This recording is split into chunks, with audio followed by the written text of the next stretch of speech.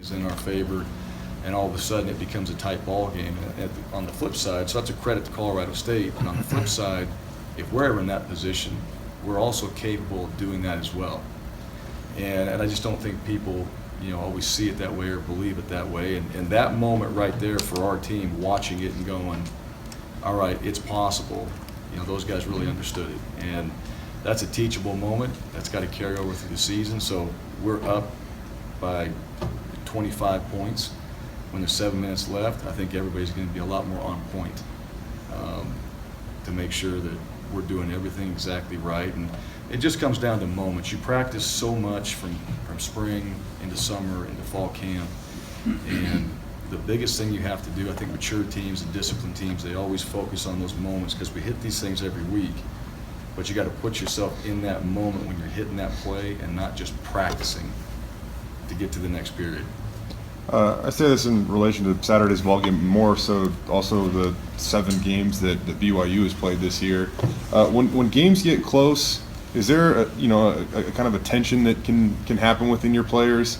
And I mean, have you seen some of these outcomes of these BYU games? I mean, it seems like they go down to the wire, these crazy finishes every week.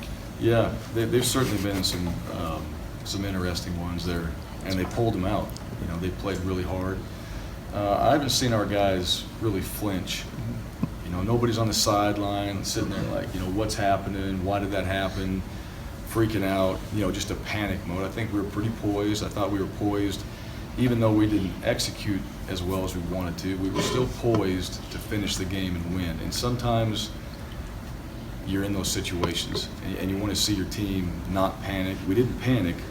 We just have to do a better job at whatever we're asked to do. We have to coach it better. We all have to do much better in those situations, but nobody panicked. We had our plan. So we had our plan. If they went up, we're going to go to 2 minute. We had our plan. If they got the 2-point conversion and kick it deep, and they go to tie it, what's our overtime plan? So we're just discussing all the things in the game, like, hey, this is going to happen. Let's be prepared for it. And then we never got to it. But no player, no coach, nobody's sitting there on the headset just freaking out like what just happened. They're ready to go operate and try to win. Curious what you thought of Chaz Anderson's performance Saturday, and also if you could expand on him being able to block on the outside and kind of create those big runs for Jeremy.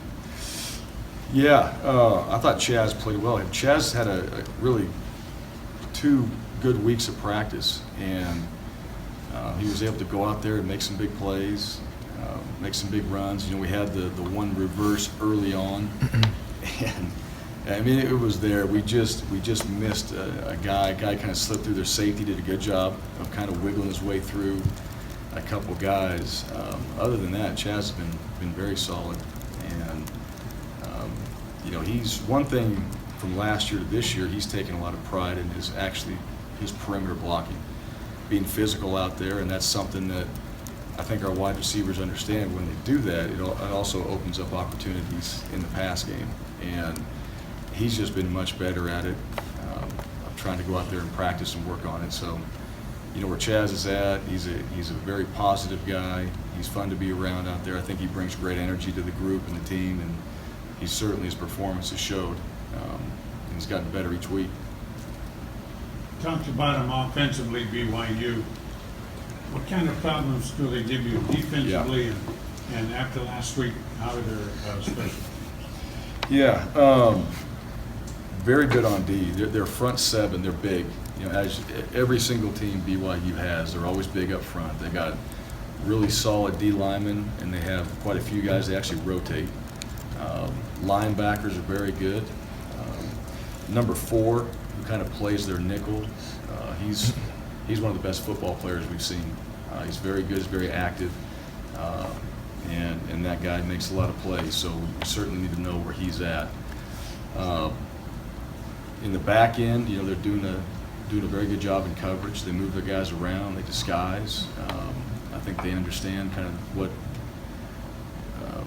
they've learned through the early games to where they are right now. You see that. You see some changes in some of the things they're doing. But hard to run against. All right, linebackers will come and hit you, and then the secondary does a good job of trying to confuse the quarterback. So there's some things in there you try to watch and try to figure out and how we go attack it. And but a big challenge for us offensively. Special teams are solid. I think the one thing we're going to see mostly is speed from these guys. They do have very good speed on special teams. And so we're going to have to be able to come out there and find a way to play fast as well, a lot faster than we've been playing.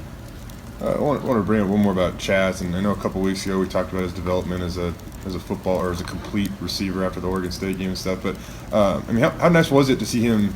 He's 65 yards a season high through the air. I mean, to have that success. I know a lot of it goes to Said and Thomas just because of the yards they rack up. Right. But and how big was his catch late in the game that set up that touchdown? Yeah.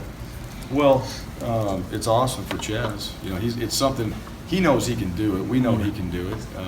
We've had a couple of guys when Said was out there. He and Thomas were kind of getting the majority of the balls. Chaz was out there, it just wasn't happening.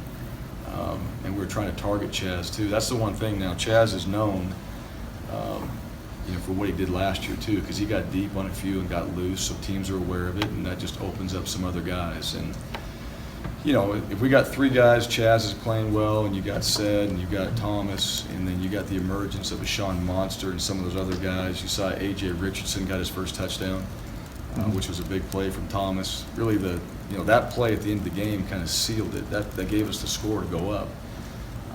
So those guys are all getting better, but we're going to continue to need them to, because you never know when a guy's a little bit dinged up. And at wide receiver, if you're not completely healthy, it's hard. So you need some other guys to step up, and Chaz did it. I know last year against BYU there was a camera maybe that showed a shot after the whistle in that game. When you play BYU, it's obviously a physical game. I mean, when you play them, what do you expect from them in that terms? And what do you tell your guys what you expect in terms of the type of game you're going to get to the whistle and maybe even after? Yeah.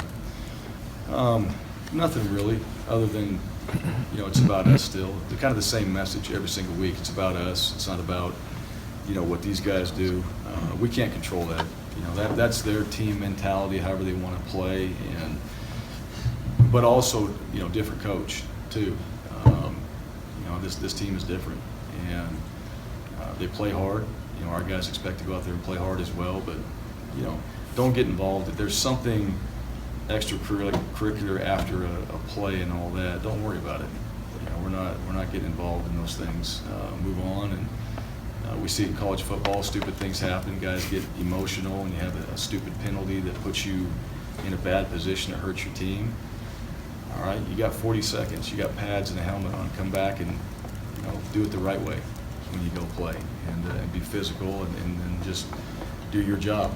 And that's usually the best way to do it. Hopefully the scoreboard's in your favor.